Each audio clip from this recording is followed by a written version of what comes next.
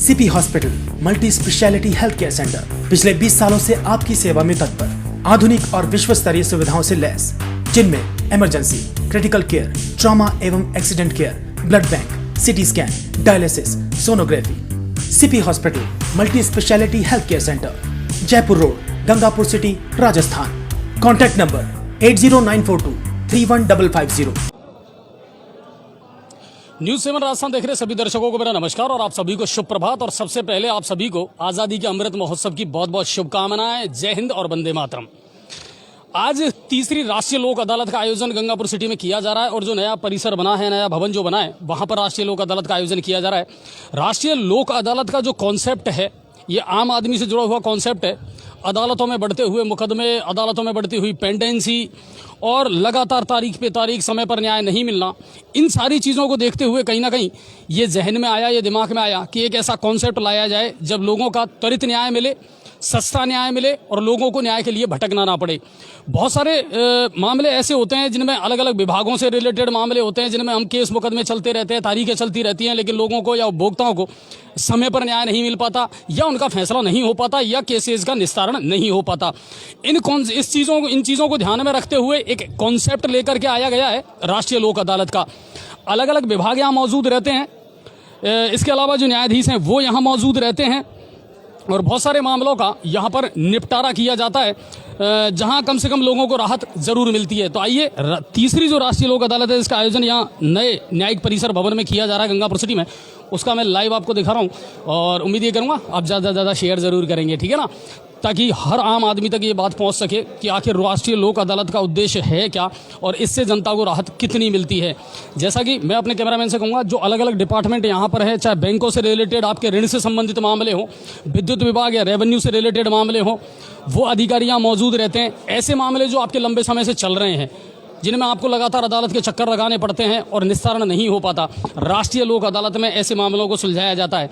दूसरी बात, एक जो चीज़ निकल करके सामने आई है कि अब तक लगभग 5 लाख से ज़्यादा मुकदमे ऐसे हैं जिनका निस्तारण राष्ट्रीय लोक अदालतों के माध्यम से किया जा चुका है। तो इससे अच्छा कॉन्सेप्ट या इससे अच्छी बात नहीं हो सकती कि लोगों को न्याय के लिए दर दर ठोकर ना खानी पड़े, एक जगह बैठ करके और बातचीत हो, संवाद के माध्यम से एक सस्ता और सुलभ न्याय लोगों को मिल सके। इसका जो पूरा कॉन्सेप्ट है वो भी मैं आपको समझाऊंगा, तो इसको थोड़ा सा मैं आपको दिखाने का प्रयास कर रहा हूँ। पहले मैं चाहूँगा कि आप जितने भी डिपार्टमेंट हैं उनको दिखा दें कि किस किस विभाग के जो अधिकारी हैं वो यहाँ पर बैठे हुए हैं। शेयर आप लगातार करते चलें।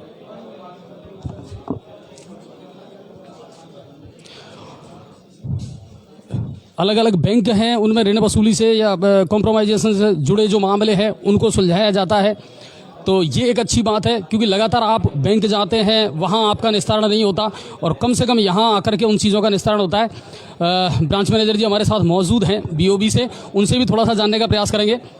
राष्ट्रीय लोक अदालत के माध्यम से किस तरह के मामलों को आप सुलझाते हैं, इससे लोगों को राहत कितनी मिलती है? लोक अदालत के माध्यम से जो पुराने हमारे मामले चल रहे हैं 5 या 6 साल से, जो एनपी अकाउंट हो गए हैं और जिसमें बोरोवर को पैसा पूरा जमा कराने में परेशानी हो रही है, तो बैंक उनको कुछ रियायत करके और लोक अदालत के माध्यम से उसको सुलझाने की कोशिश करती है।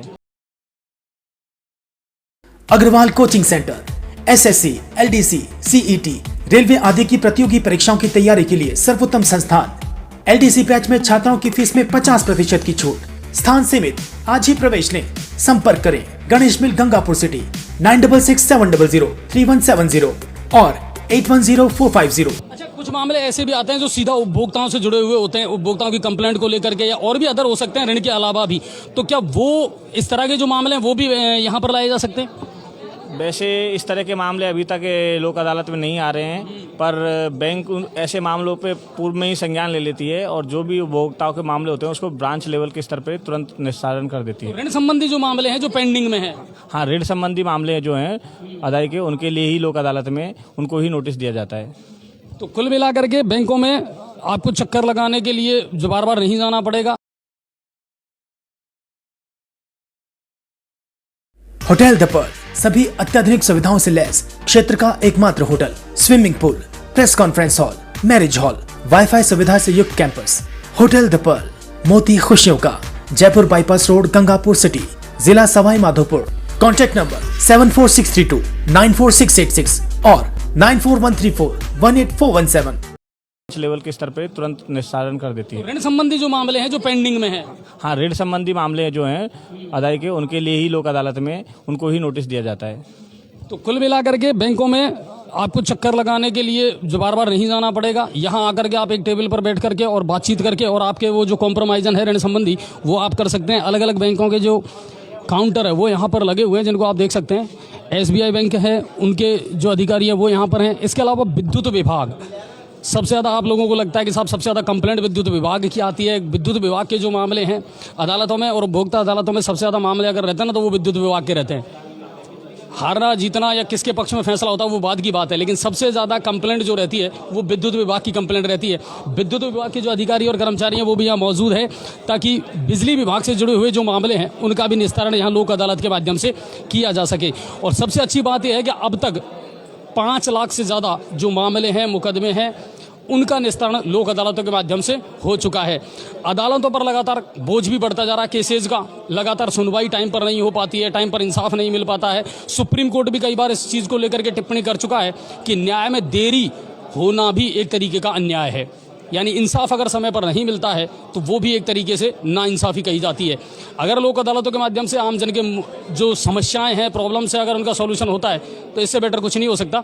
अभी न्यायाधिपति जो आएंगे, न्यायाधीश महोदय जब आएंगे तो मैं उनसे भी आपकी मुलाकात करवाऊंगा और बिजली विभाग के जो कर्मचारी हैं वो भी यहाँ मौजूद है। मैं चाहूँगा एक बार आप कैमरामैन जो है वो दिखा दें और ऐसे लोगों से भी मुलाकात करने का प्रयास करेंगे जिनके मामले यहाँ चल रहे हैं या जिनको निस्तारण के लिए कुछ हुआ है, उनकी समस्याओं का कोई सॉल्यूशन हुआ है, तो ऐसे लोगों से भी आपकी मुलाकात करवाने का मैं प्रयास ज़रूर करूँगा कि लोक अदालतों के माध्यम से कितने लोग ऐसे हैं जिनको न्याय मिला है, जिनके मामलों की सुनवाई हुई है और कहीं ना कहीं उनको राहत मिली है।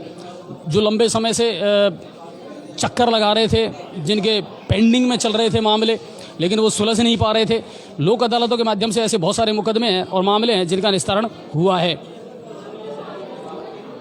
हाँ, इंदिरा गांधी शहरी क्रेडिट कार्ड योजना, बिल्कुल सही कहा आपने। ये भी एक ऐसा मामला है जो, लेकिन अब ये मामला थोड़ा सा पॉलिटिकल है, ये राजनीतिक है, क्योंकि सरकारें घोषणा तो कर देती है लेकिन उस घोषणा के बाद में कुछ ऐसी चीज़ें आती हैं जो कई बार बैंक भी पूरा नहीं कर पाता है उनको। तो बिल्कुल दर्शक जो हमारा जानना चाह रहे हैं उसका भी हम प्रयास ये करेंगे कि किसी से जवाब लें। वैसे तो हमने जो जानकारी ली है उसके मुताबिक ये है कि इंदिरा गांधी शहरी क्रेडिट कार्ड योजना जो राजस्थान सरकार ने शुरू करी है उसमें कुछ बैंकों ने तो पैसा दिया है, कुछ बैंक तो ऐसे हैं जिन्होंने लोन दिए हैं इजीली और कुछ बैंक ऐसे हैं जिन्होंने लोन नहीं दिए। लेकिन सबसे बड़ी बात ये होती है इसमें कि देखिए, एक तो सिविल स्कोर, आपका सिविल स्कोर बहुत मायने रखता है। आजकल सरकार ने कॉन्सेप्ट ही ऐसा कर दिया, अगर आपका सिविल स्कोर बढ़िया है तो कोई बैंक आपको लोन देने से मना नहीं करेगा। अगर आपका सिविल स्कोर ठीक नहीं है, क्रेडिट स्कोर ठीक नहीं है, तो फिर बैंक भी कहीं ना कहीं आनाकानी करते हैं, बैंक भी कहीं ना कहीं थोड़ा सा नज़र चुराने का प्रयास करते हैं और वो आपको लोन नहीं दे पाते हैं। बाकी इंदिरा गांधी शहरी क्रेडिट कार्ड योजना है, इसमें हमने जो मालूमात की है कि बहुत सारे उपभोक्ताओं को लोन मिला भी है, बहुत सारे उपभोक्ताओं को लोन मिला भी है और बहुत सारे उपभोक्ता ऐसे हैं जिनको लोन नहीं भी मिला है। तो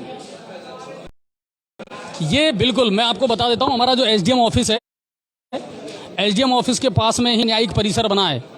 आपको याद होगा हमने लाइव यहाँ से दिखाया था जब इसका उद्घाटन हुआ था, तो वहीं आज ये लोक अदालत का आयोजन किया जा रहा है। पहले जो हमारा पुराना परिसर था कोर्ट का, वहाँ लगाई गई थी राष्ट्रीय अदालत, लेकिन इस बार जो हमारा नया भवन बना है वहाँ पर इसका आयोजन किया जा रहा है। बिल्कुल SDM परिसर जो है हमारा, SDM वहीं ये राष्ट्रीय लोक अदालत जो है इसका आयोजन यहाँ पर किया जा रहा है। चलिए जुड़ते हैं आपसे थोड़ी देर बाद में, जब न्यायाधीश यहाँ आ जाते हैं तो उनसे भी जानने का प्रयास करेंगे, ADJ महोदय से भी, कि सर किस तरीके से राष्ट्रीय लोक अदालत है, किस तरीके का सुनवाई इसमें होती है और कितने मामलों का निस्तारण हम पहले कर चुके हैं और अब कितने केसेज ऐसे हैं जो राष्ट्रीय लोक अदालतों में भी पेंडेंसी में चल रहे हैं। बहुत बहुत धन्यवाद आपका। न्यूज़ 7 राजस्थान देख रहे सभी दर्शकों को मेरा नमस्कार और ये हमारी सेकंड लाइव है आज की राष्ट्रीय लोक अदालत की। तीसरी राष्ट्रीय लोक अदालत का आयोजन यहाँ पर जो न्यायालय का नया परिसर है, नया भवन है, वहाँ पर आयोजित किया जा रहा है। दरअसल पहले हमारे जो न्यायाधीश महोदय हैं, ADJ महोदय, वो यहाँ नहीं थे, तो वो आ चुके हैं। उनके अलावा जो भी और न्यायाधीश हैं, SDM महोदय हैं, वो भी यहाँ आ चुके हैं। उनसे भी जानने का प्रयास हम करेंगे, उनसे भी बातचीत आपकी करवाएंगे हम। और राष्ट्रीय लोक अदालत का महत्व क्या है, इससे लोगों को फ़ायदा कितना है, कितनी राहत मिलती है, वो भी जानने का प्रयास करेंगे। और इस वक्त हमारे साथ में नायब तहसीलदार महोदय भी मौजूद हैं।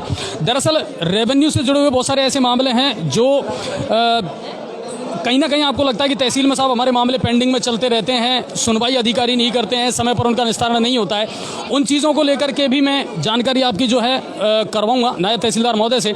बहुत सारे ऐसे मामले हैं, चाहे सरकारी ज़मीनों पर अतिक्रमण का मामला हो, खेल मैदानों पर अतिक्रमण का मामला हो, कई बार सैंक्शन भी हम करते हैं जो तहसील परिसर में, और आप जब एप्लीकेशन देते हैं तो नई सैंक्शन भी निकलती हैं। इनको जानने का हम प्रयास करते हैं। मुकेश सर, कई मामले इस तरह के आते हैं जिनमें लोगों को काफ़ी टाइम लग जाता है लेकिन इंसाफ नहीं मिल पाता है, या जैसे अतिक्रमण का मामला है, सरकारी भूमि पर अतिक्रमण का मामला है, इनको लेकर के आप लोग क्या कार्रवाई करते हैं या विभाग क्या कार्रवाई करता है? नहीं, इस सरकारी भूमि पर जो अतिक्रमण है उनके लिए तो हम धारा 91 की रिपोर्ट करके तहसील परिषद वहाँ से फैसला होता है, जब जाके उसको छुड़वाया जाता है।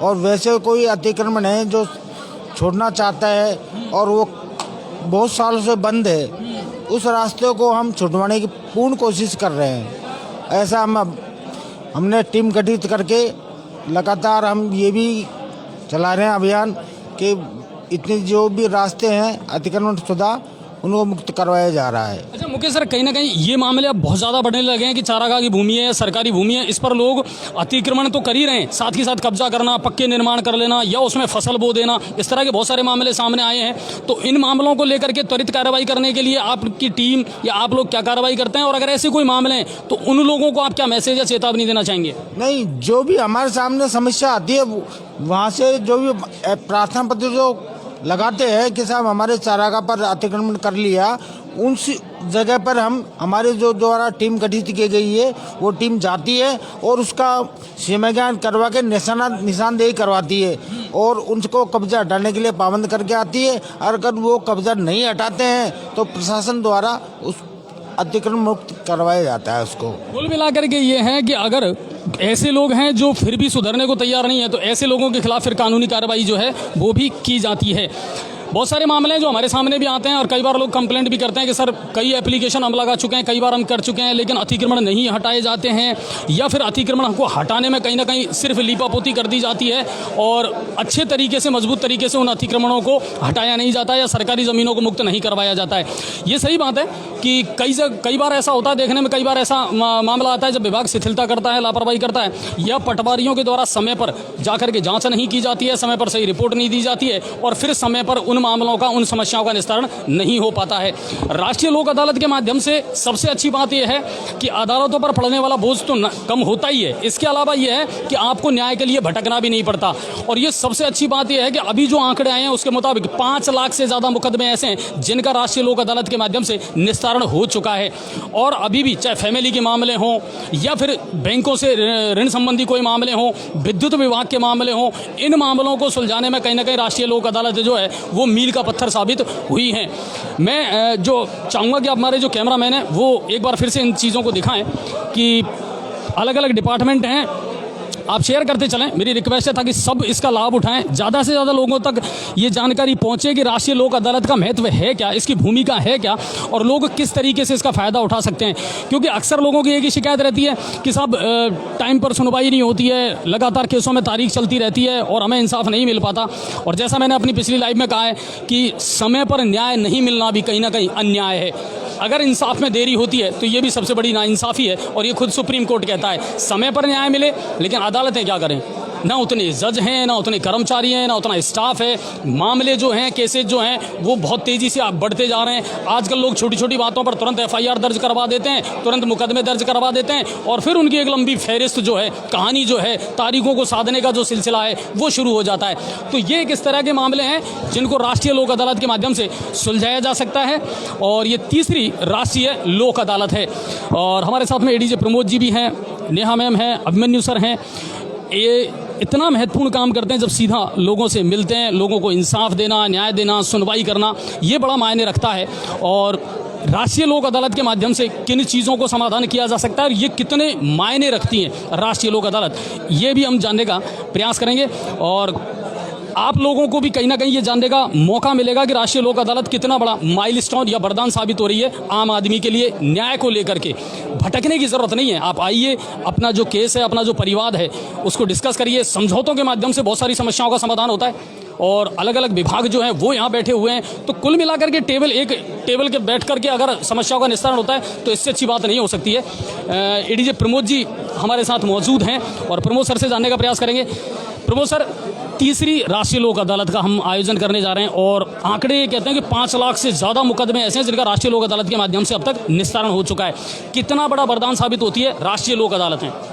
राष्ट्रीय लोक अदालत न केवल अदालतों का बोझ कम करती है, अदालतों का जो अननेसेसरी वर्कलोड है वो कम होता है, बल्कि आम जनता को भी इससे बहुत फ़ायदा होता है। आम जनता के जो खुद के इस तरह के मुकदमे हैं जिनमें राजीनामा हो सकता है, आपस में जो झगड़े हैं, छोटे छोटे विवाद हैं, उनका निस्तारण, जैसे कि क्रिमिनल केसेस जो कंपाउंडेबल केसेस हैं जिनमें मारपीट के छोटे मोटे मारपीट के मामले हैं, आपसी राजीनामे से संबंध मधुर बने रहें, उनकी अपील नहीं होती, फाइनल डिस्पोजल हो जाता है। सुप्रीम कोर्ट जैसा काम लोक अदालत में छोटी से छोटी कोर्ट में हो जाता है, उसकी कोई अपील फिर नहीं हो सकती है और जो पक्षकार हैं उनके संबंध भी मधुर बने रहते हैं।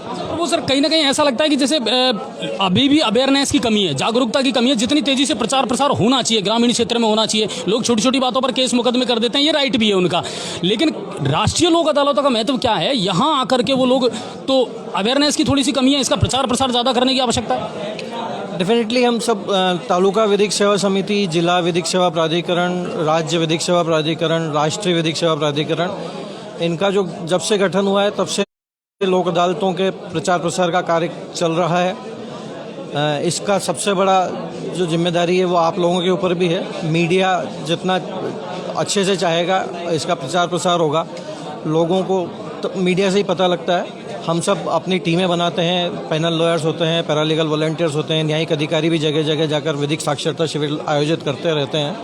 अलग अलग विधिक चेतना शिविर भी आयोजित होते हैं जिनमें लोक अदालतों के बारे में, इस तरह से प्रकरणों का निपटारा हो सके, इसके बारे में हम जानकारी देते रहते हैं। लेकिन आप लोगों पर भी एक विशेष जिम्मेदारी है कि मीडिया के प्रतिनिधि के रूप में आप जनता को इस बारे में जागरूक करें। अच्छा प्रमोद सर, एक चीज़ है जो एक आम आदमी के जहन में आती है और कई बार हम भी इस मुद्दे को उठा चुके हैं कि ब्रिटिश काल से या मुगल काल से ही हमारी जो अदालतों की भाषा है, लैंग्वेज है, वो अभी भी उतनी टफ बनी हुई है। आप एक FIR को अगर आम आदमी पढ़ना चाहे तो वो पढ़ नहीं सकता, उसमें कुछ इस तरह के अल्फाज और शब्दों का इस्तेमाल हम करते हैं। ये एक बड़ा इशू है। कहीं ना कहीं आपको लगता है कि हाँ, अदालतों की जो भाषा है उसमें भी अब कहीं ना कहीं सिंप्लिसिटी होना ज़रूरी है ताकि वो आम आदमी उसको ईजिली पढ़ सके, समझ सके कि क्या लिखा गया है इसमें। कई बार होता है ना, आज भी बहुत सारे शब्द हैं जिनका हम इस्तेमाल इसी तरह कर रहे हैं। आपकी बात सही है, लेकिन ये लोक अदालत से अलग विषय है। और वैसे आजकल अब उर्दू कम होने लगी है, हिंदी का प्रयोग होता है, आम बोलचाल की भाषा का प्रयोग अब होता है। अब चूँकि स्टाफ की भर्ती, नए स्टाफ आ रहा है तो उनकी भाषा में भी परिवर्तन हो रहा है और कोशिश यही करते हैं हम भी अदालतों में कि सामान्य आदमी की बोलचाल की भाषा में बोलचाल की। अभी गंगापुर में कैसा रेस्पॉन्स मिला है? अपन 2-3 बार अदालत का वो कर चुके हैं, यहाँ केसेस आ रहे हैं बढ़िया तरीके से और निस्तारण भी हो रहा है। बिल्कुल, राष्ट्रीय लोक अदालत में यहाँ पर काफ़ी अच्छे केसेस का निस्तारण होता है। पिछली बार भी 5000 से अधिक मुकदमे पिछली राष्ट्रीय लोक अदालत में यहाँ पर निस्तारित हुए थे। आज भी आप जैसा देख रहे हैं, पक्षकार भी बढ़ चढ़कर भाग ले रहे हैं और जो प्री लिटिगेशन के केसेज है जो कि अभी पेंडिंग नहीं है अदालतों में, लेकिन उनका मुकदमे दर्ज करने से पहले ही निपटारा हो सके, उन प्री लिटिगेशन के मामलों को हम इसमें रख रहे हैं। जो इस तरह के जैसे बैंक के हैं, बीमा कंपनी के हैं, बिजली विभाग के हैं, पानी के हैं, टेलीफोन के हैं, इन सब को हमने इसमें रखने का प्रयास किया है। पक्षकारों को नोटिस जारी किए हैं, पूर्व में तामीलें करवाई गई हैं, पुलिस विभाग के द्वारा भी तामीलें करवाई गई हैं पेंडिंग क्रिमिनल मैटर्स में, और सिविल के अदालत के जरिए भी, अदालतों के कर्मचारियों के जरिए भी तामीलें हुई हैं और पक्षकार आए हैं और कर रहे हैं। और देखते हैं आज आप लोगों को क्या मैसेज देना चाहेंगे, किस तरह उपयोग कर सकते हैं हम राष्ट्रीय लोक अदालतों का? लोग आएँ, आगे से आएँ, अपने केसेस बताएं और कम से कम ये है कि अदालतों पर जो पढ़ने वाला बोझ है वो कम हो। और वो एक सिलसिला है ना कि सुप्रीम कोर्ट भी ये कहता है कि साहब अगर समय पर न्याय ना मिले तो वो भी एक अन्याय है, वो भी एक नाइंसाफ़ी है। तो क्या कहना चाहेंगे आप? राष्ट्रीय विधिक सेवा प्राधिकरण का जो मुख्य उद्देश्य है वो यही है, न्याय सबके लिए, और इसी उद्देश्य से हम सब काम कर रहे हैं। राष्ट्रीय विधिक सेवा प्राधिकरण, माननीय राजस्थान राज्य विधिक सेवा प्राधिकरण के तत्वावधान में ये लोक अदालतें आयोजित की जा रही है। मैं यही अपील करता हूँ आपसे, आप सभी नागरिकगण से, कि वे अपने जितने भी चाहे प्री लिटिगेशन के हों या पेंडिंग मैटर्स हों वो आकर सुलझाएं न्यायालयों में, और ये लोक अदालतें उसका सबसे अच्छा माध्यम है और इनका बेहतर उपयोग किया जा सकता है, प्रमोद सर का ये कहना है। और सबसे बड़ी बात यह है कि देखिए आम आदमी को अगर राहत मिलती है, विधिक सेवा प्राधिकरण का भी यही उद्देश्य है। इसी उद्देश्य के साथ में इसी थीम को लेकर के इन राष्ट्रीय लोक अदालतों का आयोजन किया जाता है। आम आदमी तक त्वरित न्याय पहुंचे, सुलभ न्याय पहुंचे, सस्ता न्याय पहुंचे, तो ये एक अच्छी पहल है और ये होते रहना चाहिए। एसडीएम महोदय यहाँ मौजूद हैं और जो हमारे जज साहिबान हैं वो यहाँ मौजूद हैं। एडीजी प्रमोद जी हैं जिन्होंने आपको इतनी सारी विस्तार से जानकारी दी है और उम्मीद ये करते हैं कि राष्ट्रीय लोक अदालत जो है वो लोगों के जीवन में कहीं ना कहीं वरदान साबित होगी। लोग इसका फ़ायदा ज़रूर उठाएंगे और कहीं ना कहीं इनको प्रमोट करने की आवश्यकता है। और हमारे एसडीएम महोदय जवाहर जैन साहब वो भी यहाँ मौजूद हैं, उनसे भी जानने का प्रयास करेंगे। जैन सर, राष्ट्रीय लोक अदालत अभी तक तो अच्छे फीडबैक आ रहे हैं और कहीं ना कहीं अगर लोग साथ देंगे, लोग जागरूक होंगे तो मेरे ख्याल से आगे आने वाले दिनों में ये एक माइलस्टोन साबित हो सकती है। लोक अदालत की मूल भावना होती है कि आपसी राजीनामे से बात सुलझ जाए। दूसरा ये होता है कि वादों को बाद की इस तरह आने पर मान लो कोई एप्लीकेशन प्राप्त होता है और उसका पूर्व में निपटारा हो जाता है और उसका वाद नहीं बनता है, तो ये सबसे बढ़िया प्रक्रिया यही है कि उन वादों का पूर्व में निस्तारण हो जाए। तो राजस्व अदालतों का सबसे बड़ा काम यही होता है कि वो प्री लिटिगेशन स्तर पर ही अधिकतर मामलों को सुलझा दें और लिटिगेशन के स्तर पर नहीं जाएं। तो हमारा टारगेट भी यही रहता है और हम दिन प्रतिदिन लगभग 100-200 कामों को इस तरह से करते हैं और निपटारा करते हैं कि उनकी लिटिगेशन की स्थिति नहीं आए। अच्छा, एक बात है, इससे अदालतों पर जो पड़ने वाला अनावश्यक बोझ है वो भी कम होता है कहीं ना कहीं, क्योंकि बहुत सारे मामले हैं जिनको हम समझौते के माध्यम से टेबल पर बैठ करके निपटा देते हैं। बिल्कुल, यदि प्री लिटिगेशन में यदि मामले सुलझ जाते हैं तो उनको अदालत में जाना नहीं पड़ता है। ये वास्तव में सही बात है। कहना है एसडीएम महोदय का कि हाँ, ये चीज़ें जो है ना वो राहत जरूर देती है और आम आदमी से जुड़ी ही बात है। तो कुल मिलाकर के राष्ट्रीय लोक अदालत का फ़ायदा उठाना, इसके बारे में जागरूक रहना, इसको लोगों तक पहुंचाना, ये न सिर्फ विधिक प्राधिकरण की जिम्मेदारी है बल्कि मीडिया की भी जिम्मेदारी है, आम आदमी की उतनी भी जिम्मेदारी है कि लोग ज़्यादा से ज़्यादा इसका फ़ायदा उठाएं। और राष्ट्रीय लोक अदालत आने वाले दिनों में कहीं ना कहीं ना सिर्फ अदालतों का बोझ कम करेगी बल्कि लोगों के लिए वरदान भी साबित होगी। त्वरित न्याय मिलेगा, समझौते के माध्यम से मिलेगा, लंबी दुश्मनियाँ पैदा नहीं होंगी, क्योंकि बहुत सारे मामले ऐसे हैं जिनमें फिर वो खिंचाव चलता रहता है, तनाव चलता रहता है, केस मुकदमे चलते रहते हैं, पुलिस भी आर्थिक रूप से भी आप टूटते हैं, पारिवारिक रूप से भी आप टूटते हैं, मेंटली रूप से भी आप टूटते हैं। तो कम से कम ये जो चीज़ें हैं वो नहीं होंगी और जिस तरह के निस्तारण होते हैं वो भी आपको थोड़ा सा कैमरामैन दिखाने का प्रयास करेंगे। समझौतों के माध्यम से है और पक्षकार विपक्ष जो हैं वो यहाँ मौजूद रहते हैं और फिर दोनों की सहमति के साथ में कुछ निर्णय किए जाते हैं।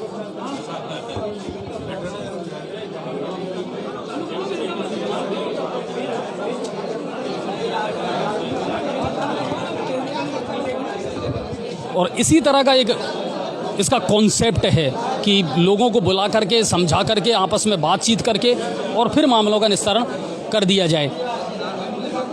और ये देखिए, आप कुछ परिवादी यहाँ हैं जिनका शायद बैंकों से जुड़ा हुआ कोई मामला है और उस चीज़ को ये निस्तारण करके और फिर समाधान उनका ईजिली करवा दिया जाता है।